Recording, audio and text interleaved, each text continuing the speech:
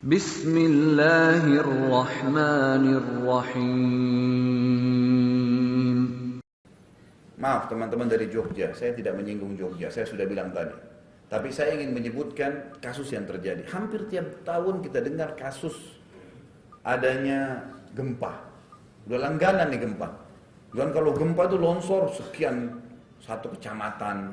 Gak main-main ini, banyak, merata. Saya kurang lebih teman-teman sekalian mungkin sekitar 10 tahun lalu ya. Waktu itu saya masih dosen mengajar di kota Makassar. Kemudian saya dapat penawaran untuk S3. Saya ingin cari S3. Coba di mana saya S3 nih? Di Indonesia saya ingin punya ijazah.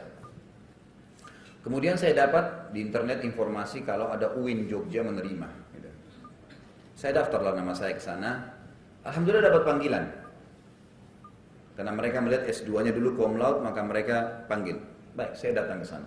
Subhanallah, waktu itu undangan tes tanggal 6. Hari, kalau tidak salah itu hari Selasa. Saya datang sehari sebelumnya ke Jogja. Saya belum pernah ke Jogja waktu itu, baru kali itu. Saya berangkat ke sana, kemudian saya pun langsung cari penginapan. Besoknya saya datang ke kampus. Begitu saya masuk ke kampus, saya masuk ke Pasar Sarjana, saya lihatin suratnya, kata orang-orang di situ, maaf Pak, ujiannya sudah dimajukan kemarin. Lah kok bisa dimajukan kemarin Pak? Ini undangan saya hari ini. Saya datang on time, jauh-jauh dari Makassar, kok bisa dimajukan? Ya pokoknya sudah dimajukan Pak, nggak bisa lagi. Baiklah, kalau gitu saya tes saja sendiri. Nggak bisa. Pokoknya intinya rumit sekali, nggak bisa. Saya mau temuin ketua Pasar Sarjana, sudah mau temuin, tetap juga sama, nggak bisa. Dan subhanallah, begitu saya masuk ke ruangan Pasar Sarjana, yang paling pertama dilihat jenggot saya dulu. Rupanya di sini ini banyak orang-orang JIL, jaringan Islam liberal, yang memang dasarnya, perlu teman-teman tahu, mereka ini dibentuk oleh orang-orang orientalis dari Kanada. Orang-orang orientalis ini istilah bagi orang-orang non-muslim, Nasrani dan Yahudi yang bersatu, umumnya Nasrani, dibiayai oleh gereja membuat kampus namanya McGill di Kanada, yang mereka memang ini tugasnya mencari kelemahan Islam. Jadi di sana itu ada doktor, ada profesor, ada hafal Quran, hafal ribuan hadis, tapi mereka bukan muslim. Ada teman saya bahkan sekarang kiai, ada kiai di Indonesia ini yang alhamdulillah sekarang dia sudah mulai terjun kembali ke dakwah dan baiklah. Awalnya dari sana S2, S3 dan diceritakan sama saya keadaannya, bagaimana keadaan di sana, luar biasa. Dan mereka-mereka inilah menanamkan pemahaman-pemahaman bahwasanya Islam itu sudah saatnya mengikuti perkembangan orang-orang agama yang lain. Nasrani seperti ada revisi Al-Quran.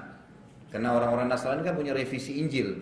Setiap tahun di Vatikan itu ada revisi Injil. Jadi sesuai dengan pasturnya mau apa ya dimasukin, gitu kan. Kalau kita kan tidak ada itu dalam Islam. Lalu kemudian dikatakan mesti ada persamaan laki-laki dan perempuan dalam segala hal. Dan cerai tidak boleh tangan laki-laki saja. Disorotilah hukum-hukum beragam macam, masalah poligami, masalah ini, masalah itu, beragam macam hal disorotin sama mereka. Ringkas cerita, mereka juga mengatakan semua agama sama, gitu kan? Siapapun berbuat baik semua masuk surga, gitu kan?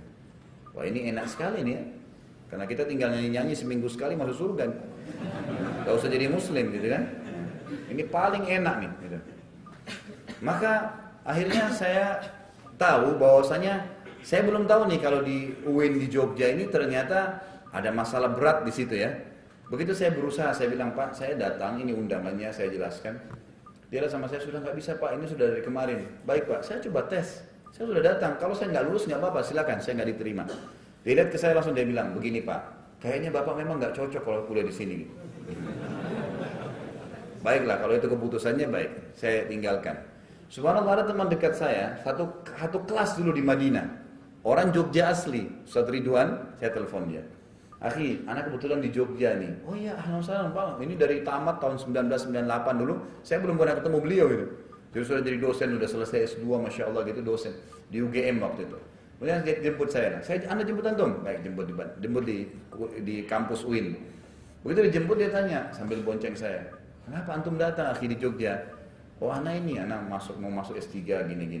Alhamdulillah antum gak jadi diterima. Setelah saya ceritain gitu. Loh kenapa antum malah bersyukur? Anak malah penasaran, pengen balik lagi besok. Kenapa ini gak diterima gitu kan? Pengen penasaran. Dia bilang perlu antum tahu ini orang Jogja asli.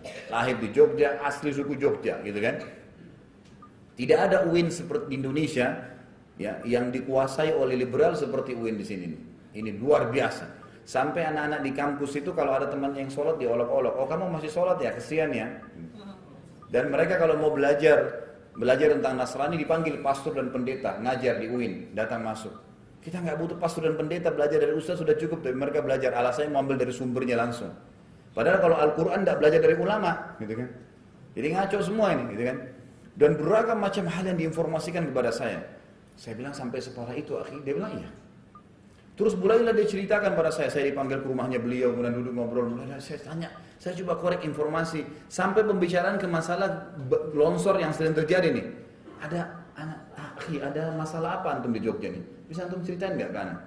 Dia bilang di Jogja ini sudah komplikasi, udah rumit dia bilang.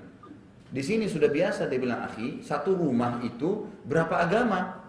Jadi ayahnya Nasrani misalnya, ibunya Muslimah, anaknya Buddha, sudah biasa.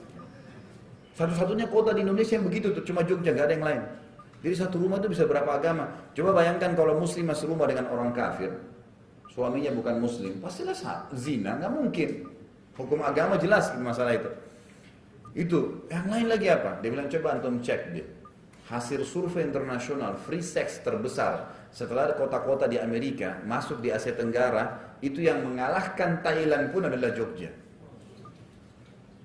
Terus saya bilang subhanallah, yang telah memberikan kepada saya jawaban. Saya selama ini bertanya-tanya apa penyebab bencananya nih, apa masalahnya gitu.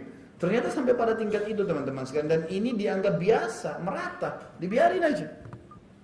Orang sudah itu dosa kalau dibiarin, maka jadi sebuah hal yang biasa. Dan kalau sudah menjadi biasa, maka ini mengundang bala dan musibah dari Allah Subhanahu wa taala.